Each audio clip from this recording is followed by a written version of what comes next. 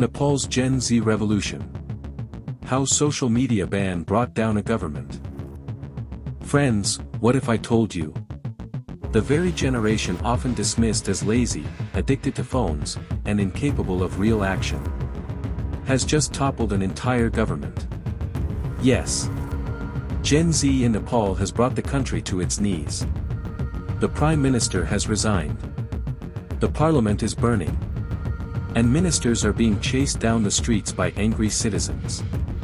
But here's the real question. Was this all because of a social media ban? Or is there a much deeper story that no one is talking about?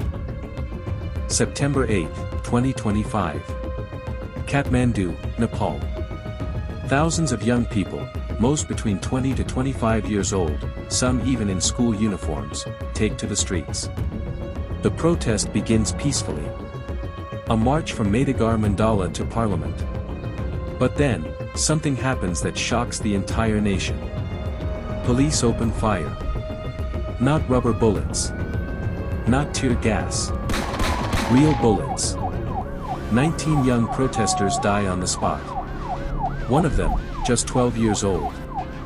And this brutality ignites a fire that no government could control. Within hours, Kathmandu is boiling with rage.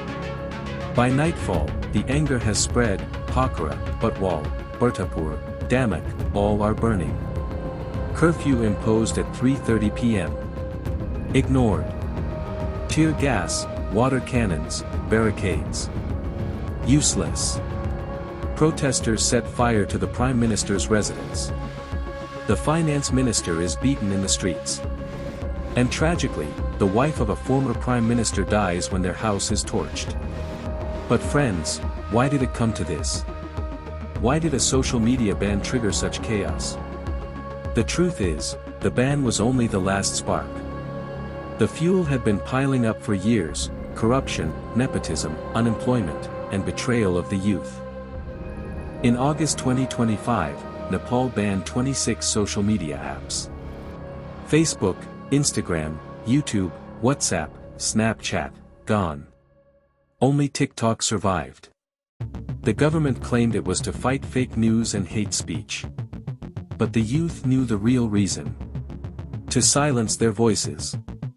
To hide the corruption and the lavish lifestyles of politicians' children, the so-called Nepo kids.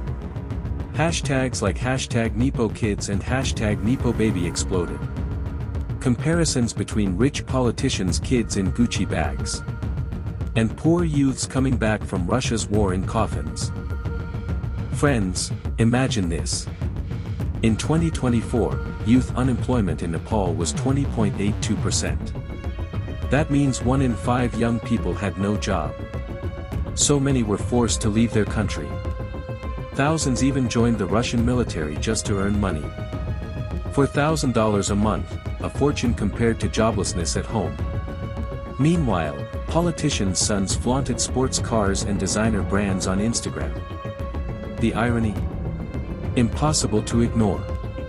And when the government thought it could silence all of this with a ban, the silence turned into screams. The protests grew so big that even the army couldn't control them. Helicopters had to evacuate ministers from burning homes.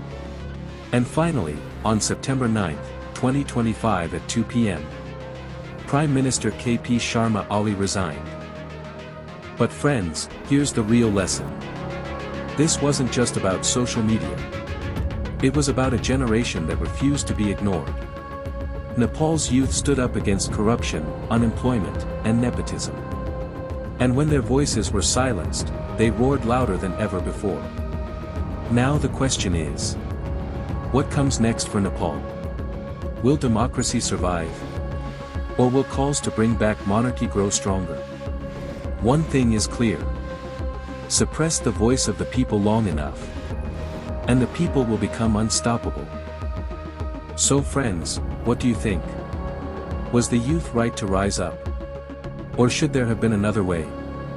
Comment your thoughts below, because the story of Nepal may just be the story of every country ignoring its youth. And if you want more deeply researched videos like this, don't forget to subscribe to the channel. It will be a huge support for us in creating more genuine content for you.